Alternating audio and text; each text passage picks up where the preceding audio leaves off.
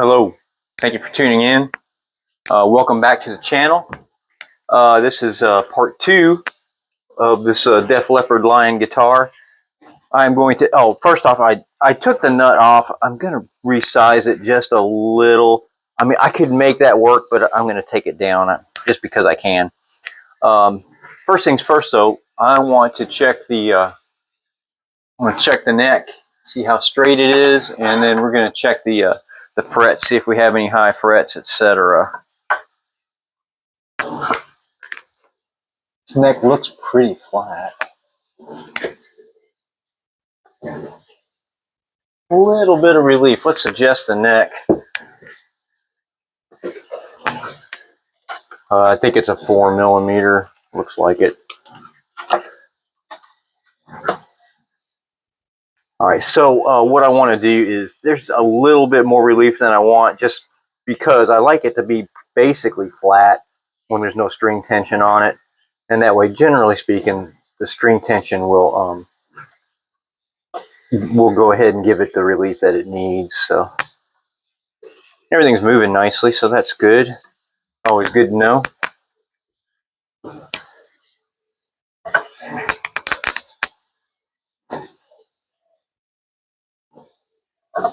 That's pretty well got it. Let's give it another quarter turn.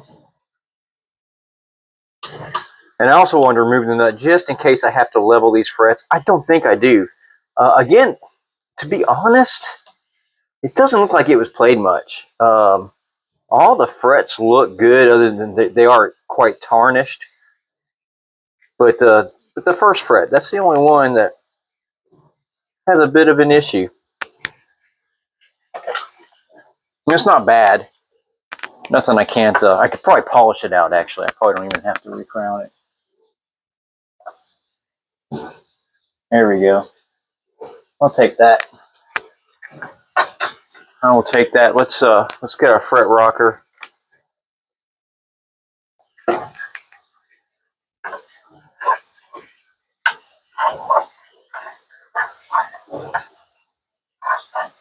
Say the frets look good. So far. Whoops. Tiny bit of a rock there. I don't think there's enough for me to worry about.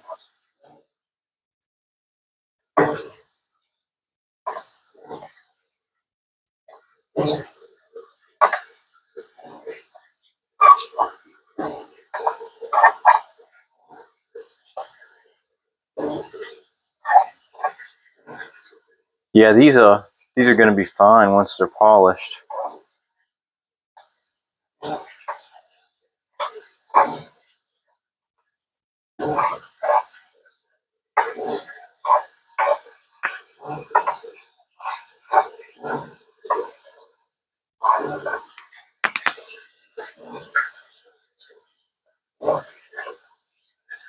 I apologize for the extra noise. I'm doing laundry while I do this. My workbench is also my laundry room. It's the way it is. Multitasking. All right, no, those seem fine. All right, so what I'm going to do is I'm just going to polish them real quick. Let's get some fret guards.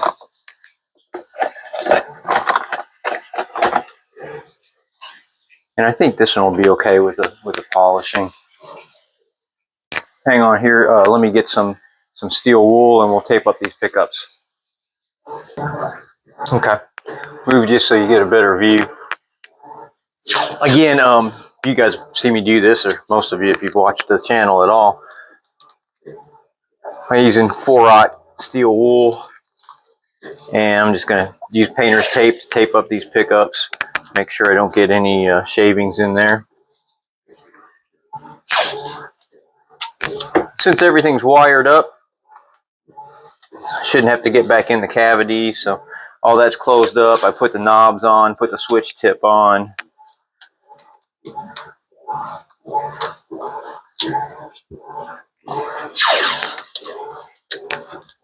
And what we'll do is, after we after we get the frets polished, because I think a polishing is just going to fix that first fret anyway. Then I'll go ahead and put some lemon oil on the fretboard to hydrate it, and I will work on this nut while I'm letting that sit. So yeah, so this is all we're doing. This takes a tiny bit of this steel wool, but the fretboard isn't even really very dirty or anything. Like I say, it doesn't look like it's been played much. Oh yeah, look at that. That's taking those couple little imperfections right out. You can clean the fretboard with steel wool, and I will sometimes. A tiny bit of dirt, but I don't think it really needs it. Let's see. Let's get this done, but I'll show you how to do it. Those look good. What a difference that makes. But yeah, see like where it's dirty there. So what you can do is you can just clean the fret without the guard, and it's going to make this line, which is fine. And just go ahead and go over the board like this, and that'll take care of these dirty spots. So when you clean the fret, or when you polish the fret, you're going to go against the grain, and then just go with the grain to finish the cleaning. And we'll hit some of this up where it's needed. There aren't too many places that it's too bad, but you want to do this because it'll keep it from having any visible lines. Otherwise you'll be able to see the horizontal lines where you polish the fret. So yeah, let me finish this up, and then we'll hydrate. Wow, what a difference a little steel wool makes. Okay, so what I suggest, if you polish your own frets, have some kind of a vacuum. I have this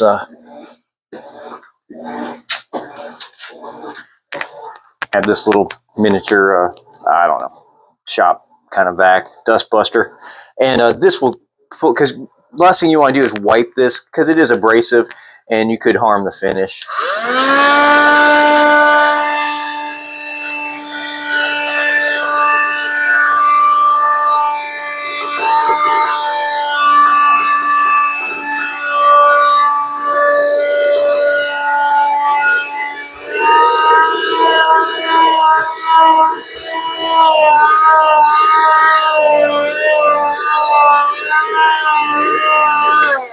And I always vacuum the bench too.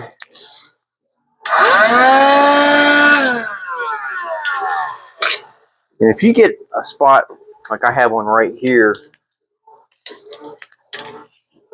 where we got a little bit of filings that are hard to get to, you can use your painter's tape just like that. Pull them right up. It's a little trick.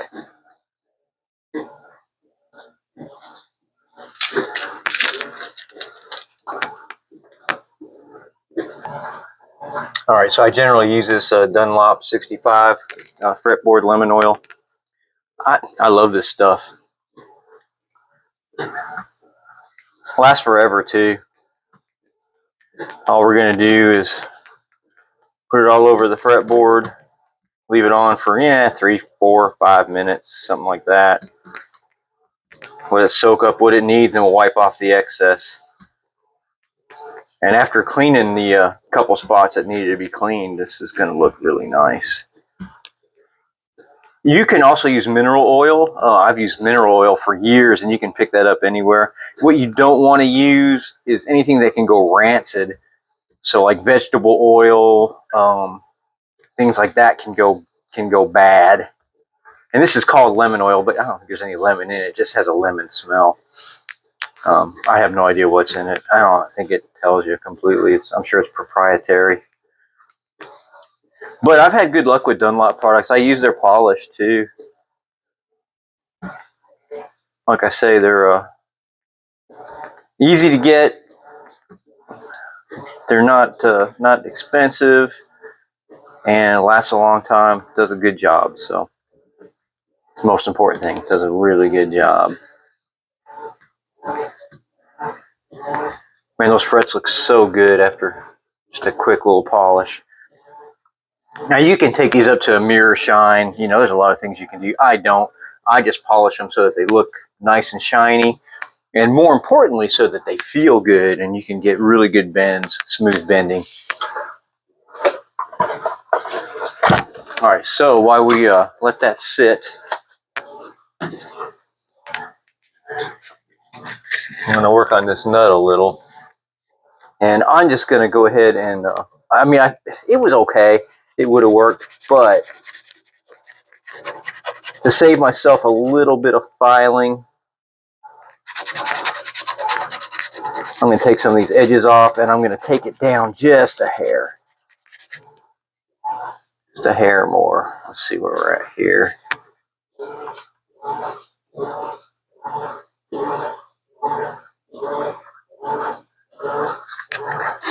And like I say, I'm just using 220, so it's not super abrasive. That way I can go in small increments. That's always the key when you're working on a nut, whether you're cutting it or shaping it, small increments, because you don't want to make it too small or too low. You can always cut it more or make it smaller, but you can't make it bigger. So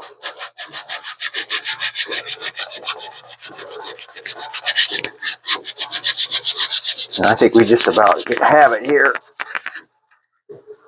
And this is about the size of like an Epiphone Les Paul nut. Actually, that looks pretty good. I'm gonna take it down just a hair.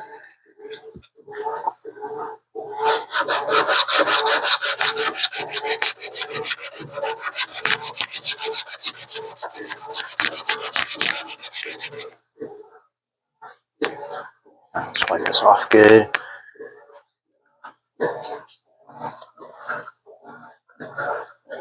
And just a tiny bit here, just to take these sharp edges off. But I'll file it and shape it more once it's on.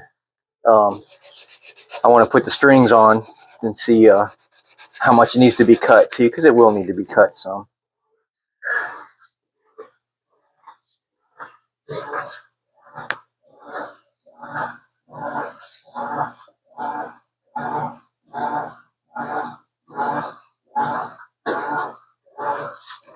All right, so hang on. I'll finish this up, and we'll put a little bit more Elmer's on it and put it back on. Okay, so this looks pretty good. I think it's soaked up everything it's going to soak up. Just going to wipe this off. And I do this with my rosewood and ebony boards, like once a year. You may need to do it more or not as much, depending on the humidity, etc., in your home and in your environment. But if you're in a real dry climate, maybe more. But I don't think too many people have to do it more than once a year. All right, looks great. It looks great. Okay, let's just going to take this and I'm going to put a little bit of Elmer's on it. Like I say, I usually use Elmer's or a little bit of wood glue. You can use, a lot of people do actually, use super glue. I just want to make it easy to take off if and when the time comes that it has to be changed. So, and I don't want any tear out when that happens. So I'm just spreading this on here just a little bit. And I normally only put it on the bottom. I don't put it up against the fretboard part, the glue, because I don't want any damage to the fretboard if and when it has to be replaced. I mean, unless there's some kind of accident, this is probably not going to need to be replaced. Should last a lifetime. It's a decent nut.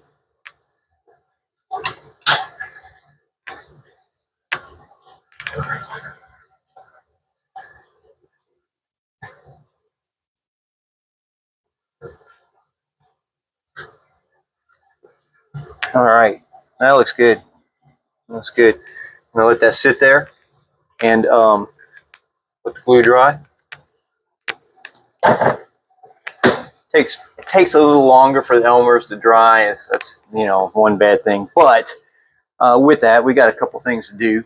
So first off, I want to check the radius on the fretboard so that we know what it is, and it'll be easier to set up. It looks like it's about a 12. Let's just start with a 12 and see where we're at. You'll be able to see me here. Yeah, it's a 12. So when we put the strings on, it'll be easier if we go ahead and match this to a 12-inch radius. Makes setup just much quicker. All right, so we have the frets polished, we have the nut installed, we have the neck adjusted. Just going to put some strings on it, and actually, before I put strings on it, I'm going to wipe this headstock off a little better. Put strings on it, and then we'll set it up. We'll have to cut the nut. I'm sure. I doubt that that's cut perfectly. I mean, it usually isn't. I kind of eye it up a little before I put it on, but yeah, there's no way it'll be perfect. So let's see here. Make sure I have my 12. Yeah, there it is. Make sure I have my 12-inch radius gauge ready. Okay, so hang tight. This is a string through, by the way. So we're gonna put strings on it, and we'll start setting it up, and that'll be it. Okay, have all the strings on. The dryer is going now, so I apologize. I know it's a little loud, but laundry must be done. So I kind of eyed this up, and it's obviously I can't set the action yet because I have to file the nut, but I want to get the radius, pretty close to right so that I can see where the nut is. So I'm pretty good for just eyeing it up. So I just want to lower this E string a little.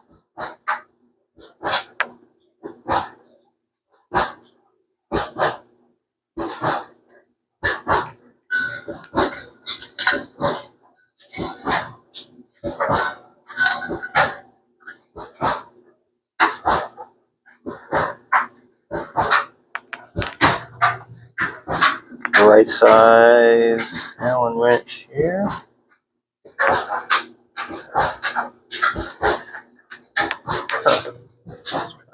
This that fits there. There we go.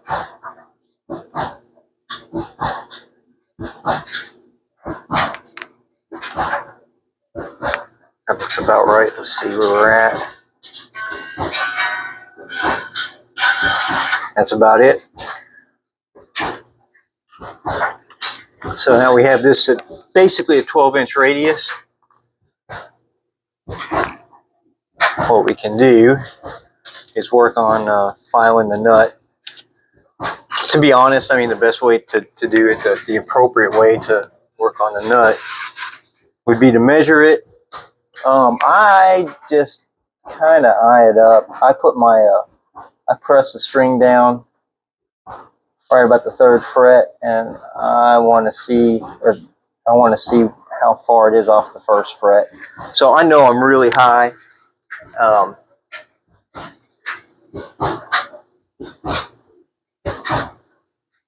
So what I'm going to do is I do it one string at a time. I'm going to pull this out of the slot. You want to protect everything. I can generally do it without protecting anything, but the right way to do it is to put something under here. I usually just use a piece of tape. You can use a little piece of paper or cardboard or what have you.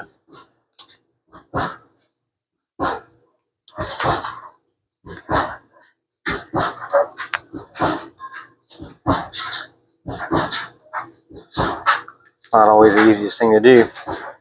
Sometimes the simplest things are the hardest.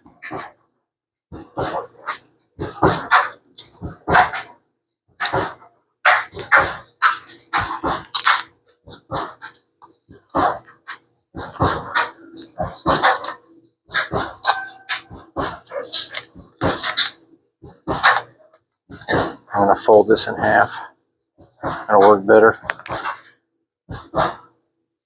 There we go. I just want something there to protect. And I can put a little piece of tape on each end and hold it in place. And you always want to use painter's tape for stuff like this because it will not damage the finish at all. We're going to do the same thing for the fretboard.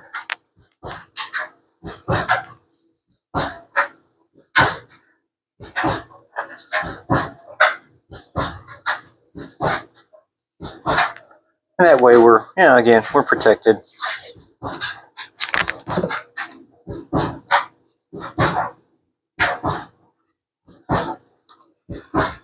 Okay, so one at a time.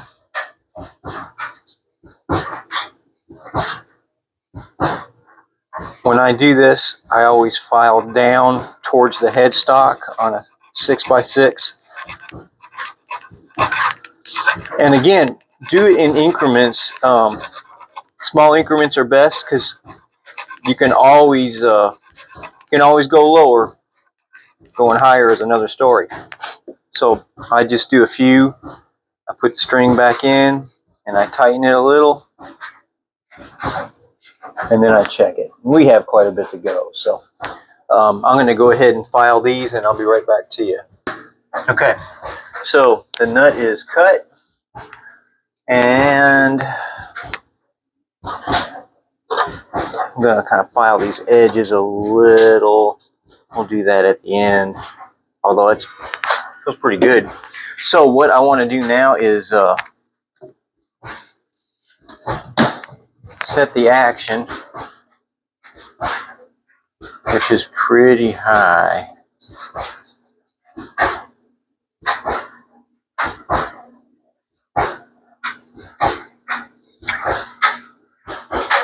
So we're going to take it down quite a bit here.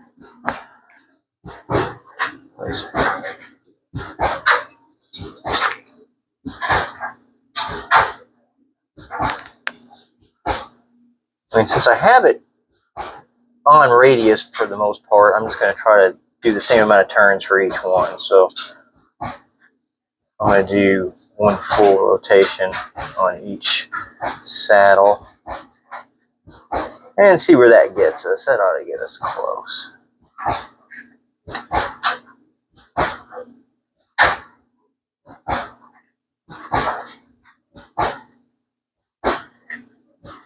And once we get the action more or less where we want it, we'll check the intonation.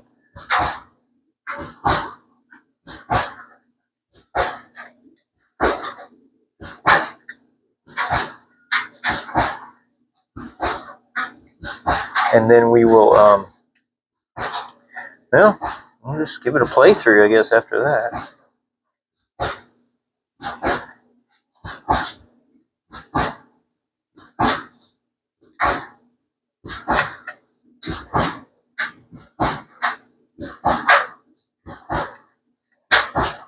All right.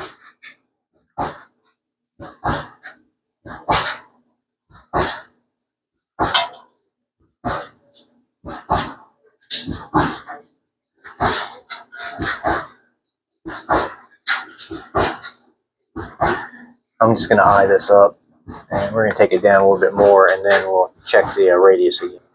Okay, so everything is pretty well adjusted, but here's the thing. There's a couple of frets that I'm getting some buzzing on. I think the neck needs a shim. Yeah, we're right on. I think it'd be fine with a shim. So I'm going to take this neck off and put a shim in it, and we'll do that. We'll do that on the next installment. We'll shim it and set the intonation, and then we'll be done.